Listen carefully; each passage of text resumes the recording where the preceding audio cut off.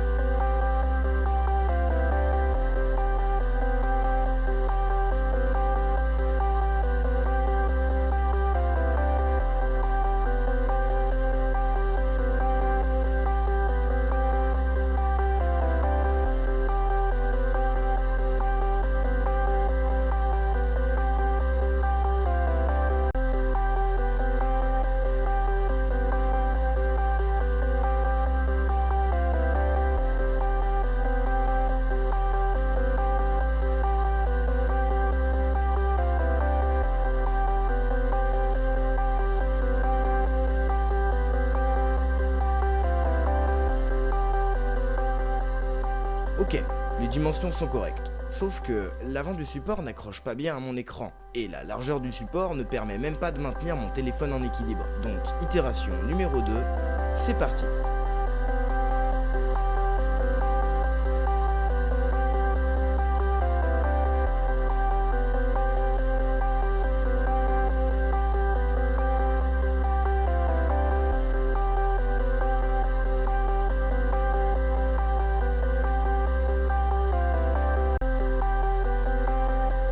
C'est déjà mieux, le support agrippe bien l'écran et je peux faire tenir mon téléphone en équilibre dessus. Mais l'angle de vue est optimisé pour pouvoir voir ma calvitie. C'est un peu embêtant. Il faudrait maintenant que je puisse gérer l'angle de vue. Pour ça, j'ai fait quelques recherches sur Thingiver, une plateforme de modèles 3D que l'on peut imprimer.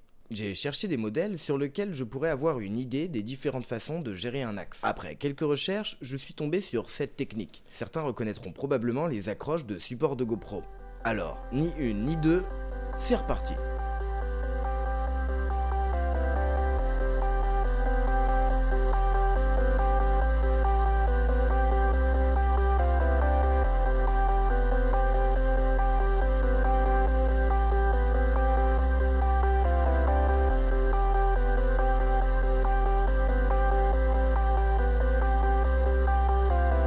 C'est bon. J'ai maintenant un modèle qui peut maintenir mon téléphone sur mon écran et qui me permette de gérer l'angle. Mais certains auront probablement vu un défaut de fabrication. Vous l'avez ? J'ai pas prévu de quoi resserrer l'axe. Mais vu que je suis un débrouillard fonctionnaliste, ce n'est pas un problème. Une demi-tonne de pâte à fixe devrait suffire. Et c'est bon. On a notre première version de support de téléphone pour un écran. Voici le résultat. Avant et après. Bon. Pour en profiter plus longuement, je vous proposerai de me rejoindre sur Twitch. Je vais essayer de streamer régulièrement. Pour le moment, le support ne fonctionne spécifiquement que pour mon écran et mon téléphone, mais dans les prochaines versions, on va travailler sur la création d'un support plus modulaire et, si possible, qui ne nécessite pas l'utilisation d'une demi-tonne de pâte à fixe. Sur ce, si cette vidéo vous a plu, bienvenue sur cette chaîne YouTube. J'espère que les vidéos à venir vous plairont. Les outils que je produirai seront pour la plupart accessibles directement dans la description des vidéos. Alors n'hésitez pas, servez-vous. C'était Lil Techno et surtout, faites des trucs. Bisous.